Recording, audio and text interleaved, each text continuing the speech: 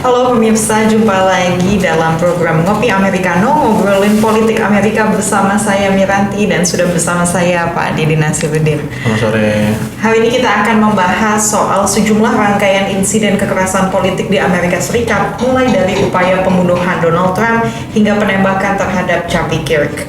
Yang mengejutkan, pelakunya justru banyak dari kalangan anak muda. Baik, Pak Didin, kita mulai dari percobaan pembunuhan terhadap Donald Trump dalam acara White House Correspondents' Dinner. Kalau kita lihat, ini kan bukan kejadian yang baru gitu ya. Sebelumnya sudah ada penembakan terhadap Charlie Kirk, kemudian ada upaya pembunuhan terhadap Trump saat kampanye. Apakah kita harus melihat ini sebagai insiden baru lagi, atau ini memang serangkaian kekerasan politik yang menjadi tren begitu di Amerika Serikat? Jadi ketika Donald Trump menjabat menjadi presiden pada periode pertama ya, memang dia kan menjadi salah satu presiden, bukan salah satu, jadi presiden pertama di Amerika yang dia menjadi terpilih dengan melakukan polarisasi politik di sana. Yeah. Jadi dia memecah belah warga Amerika antara yang menjadi pendukungnya dan yang mereka yang menjadi pendukung Partai Demokrat. Jadi dia sangat mengedepankan dukungan dari base Partai Republik, dan dia tidak terlalu peduli dengan kepentingan dari partai oposisi, yaitu Partai Demokrat. Jadi dengan hal tersebut maka mulai tercipta perpecahan di kalangan masyarakat Amerika antara yang istilah dia kan we or them gitu kan, kita atau mereka gitu kan. Jadi masyarakat yang konservatif dan masyarakat yang liberal itu semakin meruncing polarisasinya. Jadi dari sana ada saling curiga antara tetangga yang memilih Demokrat dan memilih Republik, saling curiga, mereka tidak ngumpul lagi. Kemudian pada saat yang sama ketika Trump menjabat, dia kan di pertama pun kan dia ada perang tarif dengan Cina ya, sehingga otomatis itu memicu inflasi, harga-harga barang-barang menjadi meningkat. Nah di periode kedua kan lebih parah lagi, dia melakukan perang dagang yang lebih global ke 90 negara di dunia lah, artinya udah seluruh dunia kan, sehingga dampaknya lebih besar lagi.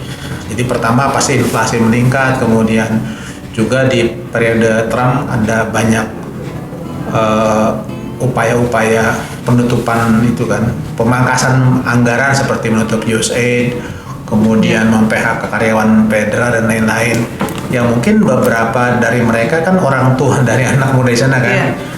Kemudian habis itu dengan tren AI, banyak perusahaan yang akhirnya mem-PHK karyawan juga, kesempatan kerja menurun, sehingga muncul frustrasi di kalangan anak muda kan. Dari sana ada frustasi, kemudian politik di dalam negeri yang juga menciptakan polarisasi, mereka semakin radikal.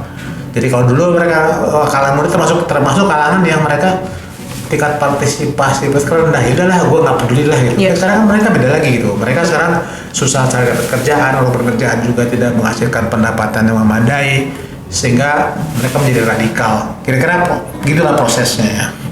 Berarti bisa dibilang golongan sakit hati gitu ya Pak? Bisa kan begitu ya, kalau anak muda sekarang termasuk mereka yang saya kira itu terjadi di banyak tempat lah, ketika AI, perusahaan-perusahaan teknologi banyak yang mem-PHK karyawan, dalam arti kan mereka juga memperkecil rekrutmen karyawan baru kan, sementara lulusan dari universitas kan tetap terus supply ke pasar kan, kira-kira gitu sih prosesnya. Tadi Bapak juga sempat sebutkan kalau memang dulu kekhawatirannya anak muda itu cenderung apatis gitu ya Pak terhadap politik, namun sekarang terutama di Amerika Serikat memilih jalur kekerasan. Apakah ini menandakan bahwa Amerika bergerak tidak hanya polarisasi tapi justru cenderung radikalisasi gitu Pak? Ya, polarisasi merupakan awal yang memang sudah tercipta sejak Trump terpilih di 2016 kan. Dari sana jadi partai Demokrat itu semakin ekstrim ke kiri, Partai Republik semakin ekstrim ke kanan, sehingga makin jauh kan posisinya kan. Di antara mereka tidak ngobrol. Nah dari sana kemudian dulu ketika ekonomi tidak jadi masalah, itu ya udahlah gue daripada gini mendingan gue gak usah menyoblos lagi gitu kan. Tapi ketika ekonomi menjadi masalah, wah ini siapa nih penyebabnya? Oh Trump ternyata gitu kan. Sehingga kalau kita lihat kan menjadi dalam beberapa kejadian terakhir seperti penembakan Trump di Pennsylvania, Charlie Kirk di Utah, kemudian yang terakhir upaya untuk menundang Trump di White House itu kan pelakunya boleh dikatakan kan itu meskipun tidak jelas identitasnya, tapi kan artinya dia menyasar politisi konservatif kan. Jadi secara langsung bahwa orang tahu ini kan berarti liberal gitu kan, berarti dia musuhnya gitu kan. Jadi dari sana kelihatan bahwa dia menyalahkan menyalahkan ide-ide konservativisme, menyalahkan Trump dalam hal tarif dan lain-lain, sehingga mereka radikal dan berarti mungkin salah satu yang mereka lakukan ya udah berarti mungkin dia harus membunuh Trump kayak itulah. Ya, kalau memang kita tarik garis lurus, data dari Center for Strategic dan International Studies ini menunjukkan bahwa kekerasan itu datang dari dua sisi ya Pak, jadi sayap kiri maupun sayap kanan. Bagaimana Bapak melihat fenomena ini? Apakah ini berarti kekerasan politik terjadi terhadap semua pihak gitu? Ini unik ya, mungkin seperti dikatakan oleh CSAS bahwa ini adalah pertama kali dalam 30 tahun bahwa sekarang jumlah serangan yang dilakukan oleh kelompok kiri itu lebih banyak dibandingkan kelompok kanan itu. Karena dulu ide kekerasan politik di Amerika identik dengan kelompok sayap kanan, ya kan, ultra right, kemudian neonazi dan lain-lain. Nah sekarang justru lebih banyak dilakukan oleh kalangan tadi liberal. Karena apa? Karena kan kalau kita memetakan konstituen Amerika gitu kan, jadi kalau kalangan muda itu mayoritas liberal ya kan, kemudian kalangan dewasa itu mereka 50-50 lah ya kan, kalangan 50 ke atas itu cenderung konservatif. Mungkin kalau dalam bahasa kita itu kan ketika muda kan kita happy lah gitu kan, makin ketika muda menikah punya istri dia sudah semakin mikir-mikir ya kan, ketika udah tua mikirnya udahlah gue ke masjid ke gereja gitu konservatif kira-kira gitu ya. Nah jadi kalau kita melihat bahwa dalam 3 kasus terakhir itu pelakunya adalah muda ya, karena memang mayoritas anak muda di Amerika itu liberal gitu kan, itu mendominasi. Jadi wajar kalau misalnya pengalaman saya menunjukkan bahwa pelaku kekerasan terhadap tokoh pemerintah atau lembaga pemerintah itu sekarang didominasi oleh liberal, karena memang dalam 3 kejadian terakhir pelakunya anak muda yang mungkin cenderung untuk lebih liberal dibandingkan dengan segmen pemilih yang lain. Iya. Kalau kita lihat lebih dalam lagi kan baik Partai Demokrat maupun Republik itu sama-sama merasa terancam gitu posisinya, sama-sama menyalahkan pihak lawannya. Lalu sebenarnya siapa sih Pak yang mengendalikan situasinya gitu kalau dua-duanya merasa menjadi korban dalam kekerasan politik ini? Itu tidak bisa dihindari ketika politik di dalam negeri Amerika memang sudah terpolarisasi gitu kan. Jadi mereka masing-masing merasa bahwa kita kan baik-baik aja, oh kenapa kejadian, berarti yang penyebabnya itu mereka itu gitu kan. Dua sisi sama-sama menunjuk kelompok liberal menunjuk konservatif, atau Demokrat menunjuk Republik sebaliknya menunjuk Demokrat. Jadi mereka semakin sedikit yang berusaha untuk mawas diri bahwa semua permasalahannya Amerika itu kan pasti kedua belah pihak punya keterlibatan. Kan terbukti bahwa 85% sama-sama menganggap bahwa ada kekerasan Amerika meningkat, ya kan. Cuman ketika mereka mengambil usia penyebabnya, mereka menyalahkan pihak lain, ya kan? Bukan mawas diri bahwa ya mungkin kita harus ada upaya bersama untuk rekonsiliasi, untuk saling mawas diri dan lain-lain, kompromi gitu kan. Itu yang tidak dilakukan oleh mereka. Jadi malah fokus menyalahkan pihak lawan gitu ya Pak. Oke, kalau di tengah situasi ini sepertinya kan Donald Trump gitu jadi pusat kebenciannya gitu ya, pusat perhatian politik publik lah. Apakah dengan hal ini Trump memperkuat demokrasinya melalui mobilisasi politik atau justru memperdalam politik kebencian terhadap dirinya, Pak? Jadi baik dalam retorika sehari-hari melalui platform media sosialnya ataupun dalam dia mendorong legislasi di Kongres misalnya, kan Trump cenderung dia otoriter dalam arti ketika dia melihat bahwa ini saya ingin mendeklarasikan, dia ingin mendeklar perang tarif gitu kan. Di Senat Republikan dominan, ya kan, mayoritas, di DPR juga mayoritas. Tapi itu hitungan dia. Kalau saya floorkan ke sana, mungkin dari Republik baik di Senat maupun di DPR mungkin tidak akan mendukung saya, sehingga yaudahlah saya jadikan ini sebagai dalam koridor perintah eksekutif aja. Memang haknya presiden ya, sehingga dia melakukan itu yang akhirnya kan banyak tantangan dari Kongres maupun masyarakat. Perang tarif kan bagi di mata dia bahwa dengan menerapkan tarif maka pendapatan masyarakat Amerika akan meningkat, ya kan. Tetapi jangan salah bahwa ketika satu barang impor dikenai tarif, maka harga jual di dalam negeri akan meningkat. Yang bayar siapa?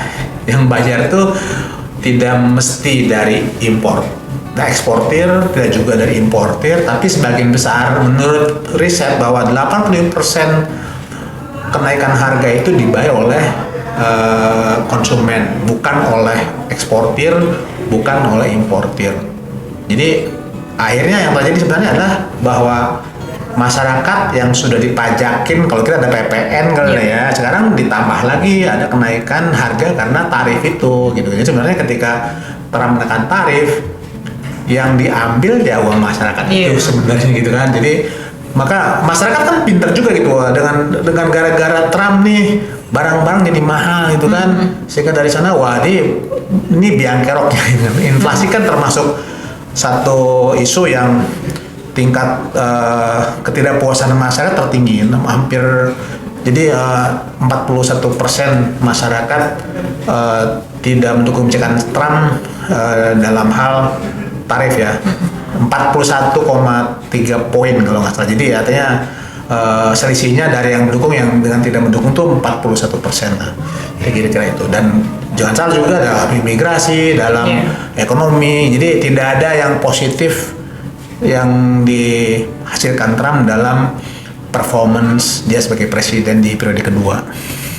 Nah, melihat fenomena itu Pak, dan kita lihat juga data dari Harvard Poll bahwa sekitar 1/4 anak muda saja yang optimis terhadap masa depan Amerika Serikat. Seberapa berbahaya sih Pak ini bagi demokrasi Amerika Serikat ke depannya dengan anak muda yang mulai tidak percaya lagi pada sistem pemerintahan? Ya, dengan pemerintahan sekarang yang memang cenderung menjadi istilahnya tukang cap aja ya. Jadi Trump bikin kebijakan ya udah setuju gitu kan. Jadi ketika partai itu menjadi via yes man untuk berbagai kebijakan yang banyak diantaranya merugikan masyarakat, maka masyarakat pun akan tidak menyukai partai politik gitu kan. Jadi ketika kebijakan itu ternyata menciptakan banyak masalah seperti tadi kan, sebenarnya ketika tarif diberlakukan, harga-harga mahal, banyak perusahaan yang akhirnya dia mungkin mengalami kebangkrutan karena dia tidak bisa mengatasi masalah impor yang dia kan harus bayar tarif segala macam itu kan. Sementara mungkin lawan Amerika yang dikenai tarif juga mereka bukan pembahasan. Sebenarnya Cina misalnya. Cina itu kan dikenai tarif, saya lupa angkanya berapa, tetapi kan ketika Cina tarif maka dia menaikkan tarif juga. Yaudah, kalau Amerika menaikkan tarif untuk barang-barang ekspor kita, maka kita pun menaikkan tarif untuk barang-barang dari Amerika. Kan Amerika banyak juga Cina misalnya, contohnya produk pertanian ya kan, kemudian energi juga jual ke Cina gitu.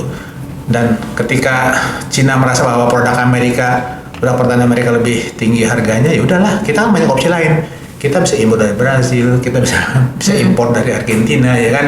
Sehingga banyak petani di Amerika yang akhirnya dia tidak bisa mengekspor barangnya. Mereka panen tetapi tidak diserap pasar, sehingga banyak yang misalnya gandum busuk, daging sapi yang tidak bisa dijual gitu kan.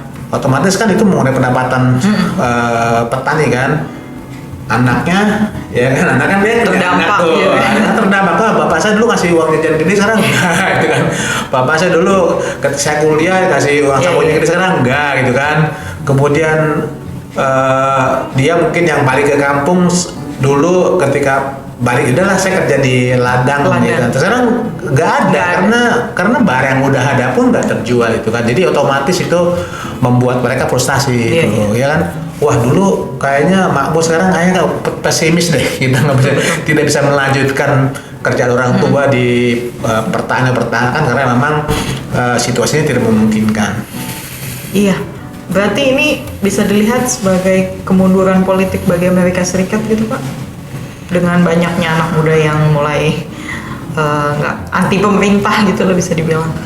Ya, dengan arti, jadi demokrasi jalan, Amerika tuh demokrasi jalan, jadi hukumnya jalan, kemudian proses politiknya jalan, tetapi masyarakat sudah tidak percaya pada partai tersebut. Terbukti bahwa hanya sekitar 1/3 atau kurang dari masyarakat Amerika yang percaya baik partai Demokrat maupun Republik gitu kan. Kemudian mereka hanya 10% yang percaya pada Kongres. Mereka hanya hanya 40% yang mendukung Donald Trump. Jadi sehingga tidak ada yang baik di sisi, termasuk juga citra dari Mahkamah Agung. Jadi baik yudikatif, eksekutif maupun legislatif itu semua tuh di zona merah semua. Masyarakat Amerika sudah terpercaya terhadap Mahkamah Agung, terhadap presiden, terhadap anggota DPR dan Senat. Jadi itu yang terjadi, sehingga kalangan muda terutama kan, mereka kalau dulu apatis sudah biasa sebenarnya kan, karena memang tingkat partisipasi anak muda di Amerika, tapi ketika sekarang kan berubah lagi. Mereka jadi benci terhadap politisi, benci terhadap tokoh politik, benci presiden gitu kan, yang akhirnya mereka wujudkan dalam bentuk kekerasan, pembunuhan dan lain-lain. Sebenarnya kalau kita berkaca dari Amerika, bisa dikatakan apa yang terjadi di Indonesia sebenarnya hampir menuju ke sana, bisa dibilang begitu nggak Pak? Saya kira sebenarnya hal ini terjadi di seluruh dunia, tidak hanya spesifik Amerika, karena ketika perang tarif, Amerika menerapkan perang tarif, maka seluruh dunia terdampak. Amerika menyerang Iran, semua dunia terdampak gitu kan. Karena kita adalah dunia yang saling terkoneksi, interconnected lah kalau istilah kita kan. Sehingga Indonesia juga pasti terdampak gitu kan. Anak mudanya pasti akan mirip-mirip seperti sana lah. Cuman mungkin tinggal nunggu waktu saja gitu kan. Karena kita kan juga di dalamnya kita lihat bahwa berita yang kita baca itu adalah contohnya misalnya penutupan pabrik A, B, C, lapangan pekerjaan menurun gitu kan. Kemudian sama juga gitu kan, PHK terjadi di pusat teknologi juga, di mana-mana itu terjadi, sehingga padahal perguruan tinggi tetap merekrut mahasiswa, kemudian meluluskan mahasiswa juga gitu kan, yang itu harus diserap oleh lapangan pekerjaan. Jadi mungkin dari sana pemerintah diharapkan bisa berpikir lebih jernih lah. Jadi mungkin mereka harus berhenti untuk fokus pada proyek-proyek yang tidak prioritas gitu kan. Diperhatikan tuh para lulusan perguruan tinggi yang mereka harus dapat pekerjaan. Jadi diharapkan pemerintah akan lebih fokus ke penciptaan lapangan kerja yang benar-benar memang bermanfaat buat mereka, bukan pet project yang seakan-akan merekrut tenaga kerja, padahal sebenarnya yang meroleh keuntungan hanya orang-orang itu saja gitu kan. Jadi mungkin itu harus sesuatu yang harus dipikirkan gitu kan. Itu yang pertama. Yang kedua, mungkin juga pendidikan gitu kan. Pendidikan ya sekarang kan banyak perguruan tinggi yang dibandingkan dengan zaman saya dahulu kan sekarang tuh mahal banget gitu SPP-nya gitu kan. Belum biaya hidupnya di misalnya kalau di masa harus merantau kan biaya hidup lebih tinggi lagi. Kemudian yang ketiga sekarang itu ada kecenderungan bahwa mereka yang terpilih untuk menjabat baik di eksekutif, legislatif maupun yudikatif, mereka sudah merasa sebagai priai, bukan priai. Padahal kalau kita melihat sistem demokrasi gitu kan, demokrasi itu ya bahwa dari rakyat. Oleh rakyat dan untuk rakyat. Jadi mereka harus mulai sadar bahwa mereka itu adalah dipilih untuk melayani gitu kan. Jadi kalau apa yang mereka lakukan itu setelah mereka berkampanye dipilih rakyat, ternyata mereka itu ujung-ujungnya hanya untuk kepentingan sendiri, itu tidak sesuai dengan spirit demokrasi di Indonesia lah, ya kan? Jadi harapan apa yang terjadi di seluruh dunia itu menjadi cermin buat mereka bahwa kita harus efisien lah. Kita tuh bukan Amerika yang Amerika tuh masih bisa jauh lebih enak karena bisa ketika mereka mencetak dolar orang akan berebutan untuk kita mencetak rupiah yang jadi kita rupiah menjadi dolar Zimbabwe lah ya gitu kan. Jadi memang kita harus punya resource yang terbatas ya, kita efisien lah, kita efisienkan dan difokuskan pada proyek-proyek yang memang memberi kesempatan kepada anak-anak muda untuk memperoleh pendidikan yang layak, pekerjaan yang layak, hidup dan layak. Itu saya kira yang mungkin harus menjadi pertimbangan oleh pemerintah di masa yang akan datang. Iya, setuju sekali. Menarik sekali pembahasan kita hari ini, bagaimana kita melihat bahwa sekarang anak muda mulai bersuara ya Pak, bukan hanya di Amerika Serikat tapi juga di Indonesia gitu. Semoga apa yang terjadi di Amerika Serikat, yaitu kekerasan politik, tidak sampai terjadi di Indonesia, dan pemerintah jangan pernah terjadi lah. Dan itu harus ada tindak nyata dari pemerintah, refleksi gitu ya, supaya tidak terjadi hal yang tidak diinginkan. Baik, terima kasih Pak Didin untuk kesempatan ngobrol-ngobrol hari ini, dan terima kasih sudah menyaksikan. Saya Miranti undur diri, sampai jumpa di episode berikutnya.